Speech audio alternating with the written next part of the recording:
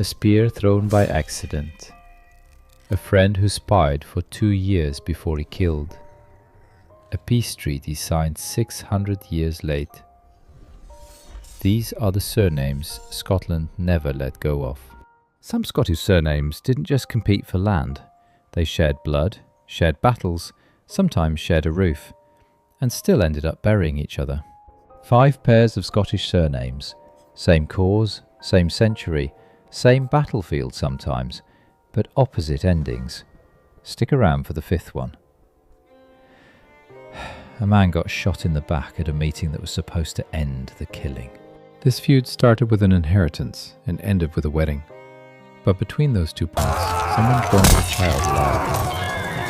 In 1346, Sir John Keith died at the Battle of Durham. He was the only son of Sir Robert Keith, Marshal of Scotland, and when his father died the same year, the Keith titles and lands passed instead to a brother, Edward Keith. Strachan thinks One of John's daughters had already married into the Irvine family of Drum, and the Irvines used that marriage to claim the disputed estates of Strawn for themselves.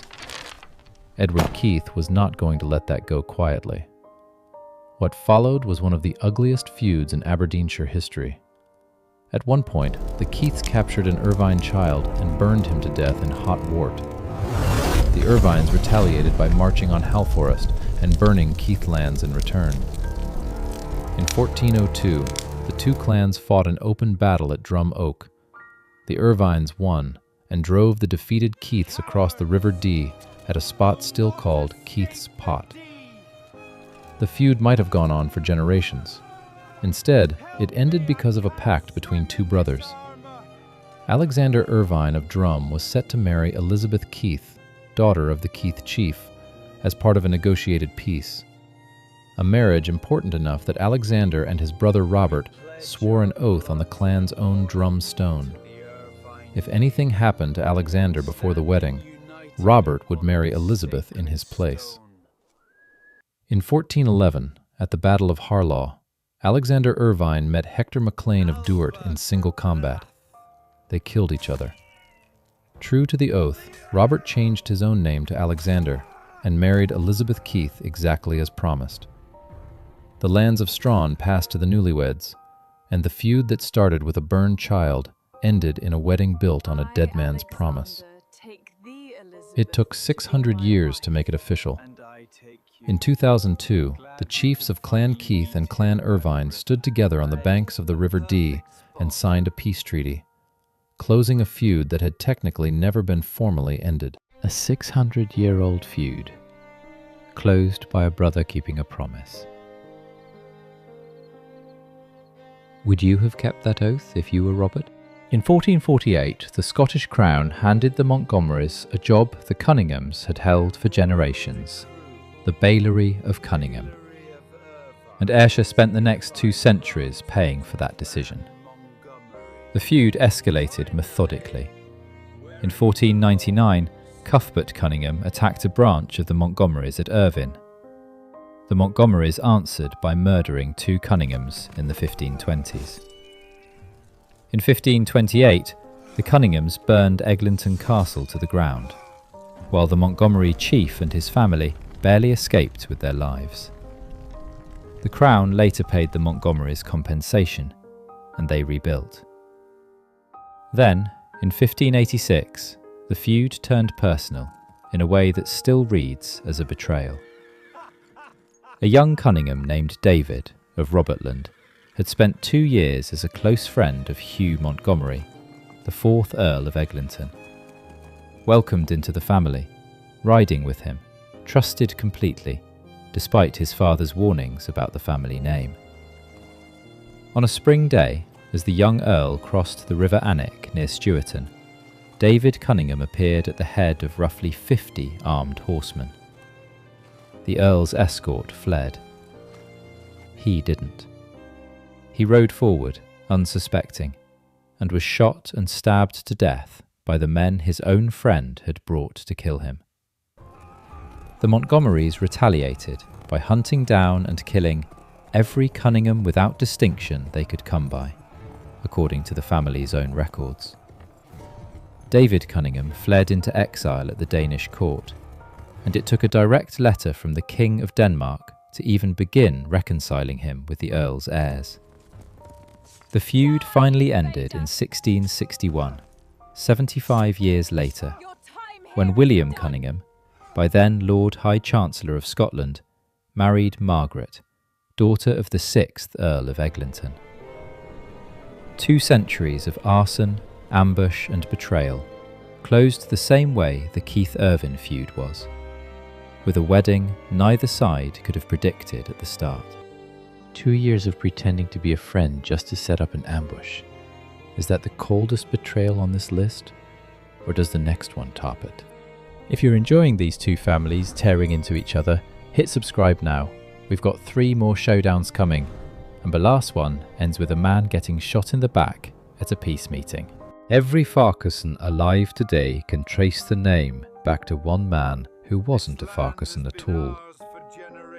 In the 15th century, Alexander Keir Shaw was the 5th chief of Clan Shaw, settled at Rothiemurchus in the Spey Valley. One of his sons was named Farquhar. Farquhar's descendants took his name instead of their father's, and that single choice split one bloodline into 2 completely different futures. The Shaws stayed where they were. They remained a modest name inside the Clan Chattan Confederation, a group of smaller families banding together under the Macintosh chiefs for protection. Respected, old, but never dominant. The Farquharsons went the other way entirely. Farquhar's grandson, Finlamore, carried the royal banner at the Battle of Pinkie Cleugh in 1547 and died doing it. But he left 9 sons across 2 marriages, and those sons built an empire of cadet branches across Deeside. By 1595, the Farquharsons were powerful enough to join Clan Chattan, not as a dependent family, but as one of its core members. They earned a nickname that stuck for centuries: the Fighting Farquharsons. They didn't stop fighting once they arrived. In 1673, a land dispute with Clan MacThomas over pasture in Glen Isla turned violent. A Farquharson of Brofderg was killed, alongside 2 of the MacThomas chief's own sons, and the lawsuits that followed crippled the MacThomas line for good.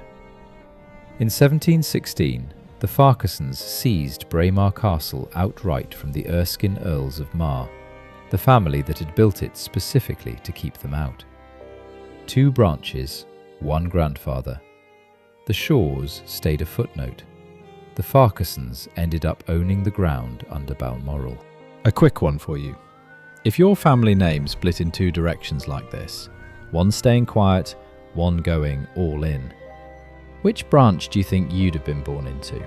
On the 24th of January 1446, 2 Scottish families went to war over a job title. The monks of Arbroath Abbey needed someone to keep order in their lands, a position called Baillie of the Regality. They'd given it to Alexander Lindsay, Master of Crawford, and quickly regretted it. He quartered hundreds of his men inside the abbey, and the monks described him as simply impossible to deal with. So they fired him and handed the job to his rival, Alexander Ogilvie of Inverquharity. Lindsay wasn't going to let that stand. He marched on the abbey with over 1,000 men, mostly his own Clan Lindsay, backed by Clan Hamilton. Ogilvie happened to be entertaining guests that day, allies from Clan Gordon, Clan Oliphant, Clan Seaton and Clan Forbes, and turned that dinner party into a defensive line. Lindsay's own father, the 3rd Earl of Crawford, rode out between the 2 armies trying to stop the fight before it started. And that's when it went wrong. One of Ogilvie's men, apparently thinking the Earl's approach was the opening move of an attack, threw his spear and killed the Earl of Crawford instantly, by accident, in front of both armies. There was no calling it off after that. The battle that followed left 500 men dead in the streets of Arbroath. And here's the twist: Lindsay's side won. Ogilvie's men were driven back, But the House of Lindsay had just lost its Earl to a stray spear on his own peace mission, and the feud between the two families dragged on for another century, grinding the once mighty Lichtsome Lindsays down until their power collapsed in the 1600s. The Ogilvies, who lost the battle that day, eventually rebuilt, and the title Earl of Airlie, created for their line, still exists. So who actually won this one? The family that won the battle, or the family whose title survived 500 years later? Tell me your verdict. This is the one that ends with an execution, but it starts with 100 years of two families fighting over who controlled the Scottish West March. By December 1593, Lord Maxwell had had enough. He rode towards the Johnston town of Lockerbie with 2,000 horsemen, planning to end the rivalry by force. Sir James Johnston had a fraction of that number, somewhere between 600 and 800 men, but he had warning, and he had the higher ground. Johnston's riders provoked Maxwell's vanguard into a chase, luring them straight into an ambush. When the main Johnston force fell on Maxwell's confused, scattered army, entire contingents of Maxwell's own allies simply rode off the field. What followed wasn't really a battle anymore. The Johnstons pursued the fleeing Maxwells through the streets of Lockerbie and beyond, cutting them down as they ran. A slaughter remembered locally for centuries as the Lockerbie Lick. Lord Maxwell himself was unhorsed, raised a hand in surrender, and had it cut off before he was killed outright. Roughly 700 Maxwells died that day. It should have ended there. It didn't. The feud smouldered for 15 more years until 1608, when Sir James Johnston agreed to meet Maxwell's son, also named Maxwell, to formally reconcile the families. The meeting was deliberately small. Each man could bring only one attendant to guarantee good faith. Partway through, Maxwell drew a pistol and shot Johnston twice in the back, killing him on the spot at what was supposed to be a peace conference. Maxwell fled to France. When he eventually returned to Scotland and was captured, there was no ambiguity left to argue about. He was tried, convicted, and publicly beheaded in Edinburgh on the 21st of May, 1613. The clan that was massacred at Dryfe Sands watched its enemy's own chief walk to the block 20 years later for exactly the crime that started it, killing a Johnston. A peace meeting that ended in a shot to the back, followed by a public execution 20 years after it all started. Out of all 5 showdowns, is this the one that actually feels like justice?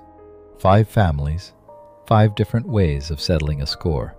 Spears, weddings, betrayals, executions. If your own surname's Scottish, there's a decent chance it shows up in the next one. Part 2 is already in the works. Subscribe so you don't miss it.